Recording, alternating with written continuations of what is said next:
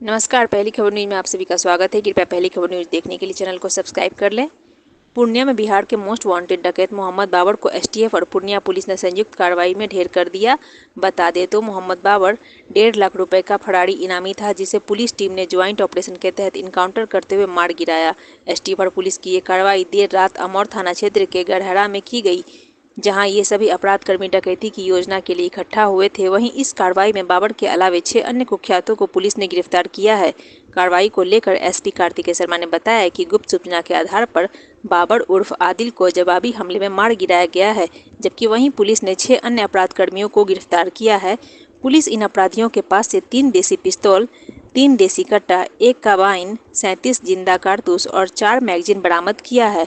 वहीं बाबर पर पश्चिम बंगाल किशनगंज और कटिहार में 50-50 हजार रुपये का इनाम भी घोषित था। आगे एसपी कार्तिकेय शर्मा ने बताया कि मौके पर एफएसएल की टीम भागलपुर से पहुंच चुकी है। साथ ही कार्रवाई की वारदात को रिकॉर्ड किया गया है।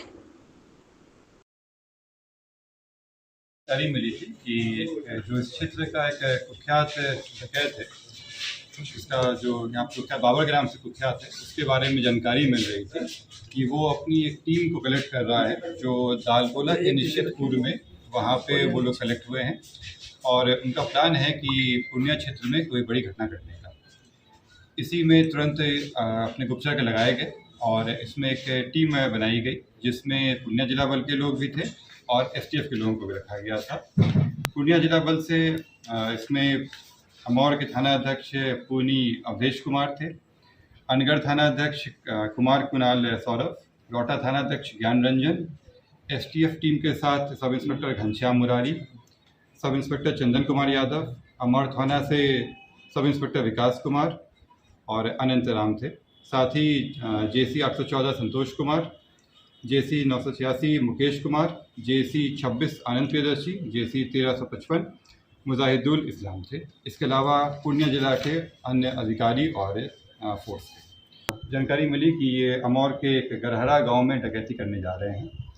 इसी के लिए टीम गई और वो लोग वहाँ पे अपनी क्षेत्र संभाले वहाँ पे वो लोग, और वहाँ पे जब ये लोग लगे हुए थे वहाँ पे तभी इन लोग पता चला कि एक गाड़ी आ रही है और उस गाड़ी में ही ये लोग हैं, सूचना प्राप्त हो रही थी। स्कॉर्पियो गाड़ी थी, नीले रंग की, वेस्ट बंगाल नंबर की।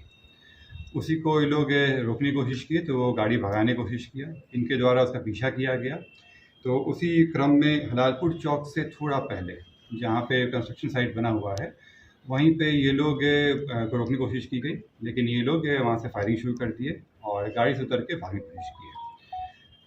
पुलिस के द्वारा बार बार बोला भी गया कि पुलिस की टीम है वो सरेंडर कर दे, लेकिन वैसा नहीं किया गया, उनके द्वारा फायरिंग जारी रखा गया। पुलिस भी तुरंत वहाँ पे अपने आत्मरक्षा के लिए टोह ली, जिसमें कुछ लोग गिरे, उनको चोट भी लगी और उनके द्वारा भी फायरिंग की गई।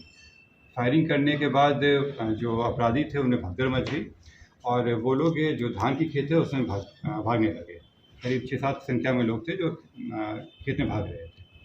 उनको पकड़ा गया, चैलेंज करके पकड़ा गया और जब अंधेरा में ही टॉर्च की रोशनी से देखा गया तो एक व्यक्ति को मुंह के बल पे गिरा हुआ पाया गया और उसके पास एक हाथ में पिस्टल था और दूसरे हाथ में कार्बाइन पाया गया। उसमें जो पकड़ाए लोगों थे उनसे पता किया गया तो पता चला कि यही वो व्यक्ति है, मोहम्मद आदिल उर्फ बाबर।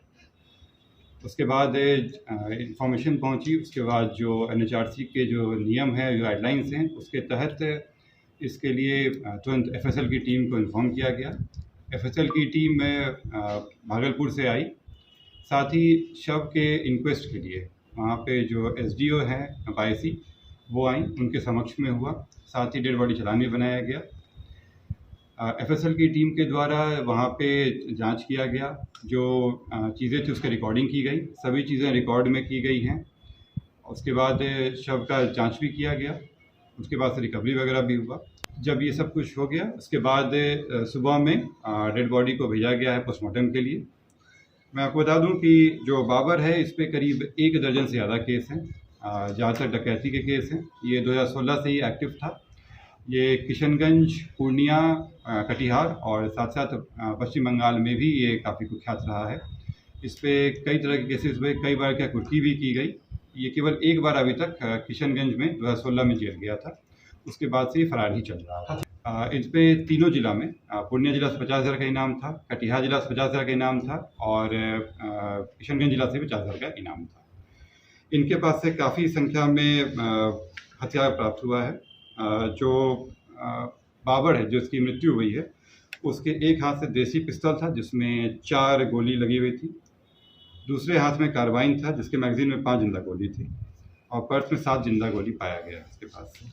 जो अन्य व्यक्ति पकड़ाए हैं, अन्य व्यक्तियों के पास से पहला व्यक्ति है दिलदार, इसके पास से एक लोडेड देसी कट्टा और एक 8 mm की गोली पाई गई है। नुरशीद आलम, ये वायसी के रहने वाले हैं, इनके पास से एक लोडेड देसी पिस्टल जिसको अनलोड करने पे एक जिंदा कारतूस पाया गया है। इनके पास से एक मैगजीन भी पाया गया है जिसमें 3 जिंदा कारतूस था। सहीनुल उर्फ सैनुल, इनके पास से एक देसी पिस्तौल जिसमें एक गोली लगा हुआ था, साथ में इनके पास एक मैगजीन था जिसमें 4 जिंदा कारतूस पाया गया है। मोहम्मद असलम के पास से एक देसी कट्टा पाया गया है। साइन बाबू के पास से एक लोडेड देसी कट्टा जिसे अनलोड करने पर 8 mm का जिंदा गोली बरामद हुआ है। साथ ही जो स्कॉर्पियो था उसकी जांच करने पर उसमें विंडोलिया जिसमें 8 mm का 10 जिंदा गोली पाया गया है। कुल मिलाकर 3 देसी पिस्टल, 3 देसी कट्टा, एक कार्बाइन, 37 जिंदा कारतूस अलग अलग बोर के, विंडोलिया, 4 मैगजीन, एक उजला रंग का स्कॉर्पियो जिससे वो लोग आए थे। जब उस जगह का जांच वगैरह भी किया गया तो एफएसएल की टीम के समक्ष में 9 mm का एक जिंदा गोली पाया गया, 315 का एक खाली खोखा, 303 का एक खाली खोखा, 9 mm का 3 खाली खोखा पाया गया, 7.62 mm का 4 खाली खोखा, 7.65 mm का एक खाली खोखा पाया गया। ये लोग जो यहाँ पे अमौर गांव में गरहरा गांव है उसमें ये लोग डकैती करने जा रहे थे। इनपुट बहुत ही सटीक था और बहुत ही बढ़िया इनपुट आया था। टीम के द्वारा भी बहुत बढ़िया से कार्य किया गया जिस कारण से दुर्घटना को रोका भी गया और इन लोगों की गिरफ्तारी भी हुई और एक मृत्यु हुई। निश्चित रूप से जैसे मैंने बताया कि ये 3 जिले और साथ साथ बंगाल में भी कई घटनाएं कर चुका है। कि जब इनको वहाँ पे रोका गया वहाँ पे तो ये फायरिंग करना शुरू कर दिए और फायरिंग करने के बाद जब पुलिस टीम के द्वारा अपना एक शील्ड बनाया गया उसमें तब भी इनकी फायरिंग चलती रही, तब पुलिस को फायरिंग करना पड़ा और तब ये लोग भागना शुरू, करीब 11 राउंड इन लोगों के द्वारा करीब 20-25 राउंड ये हम लोग पता करने की कोशिश कर रहे हैं। अभी बिहार में फिलहाल 3 जिलों में 50,000 के नाम घोषित है।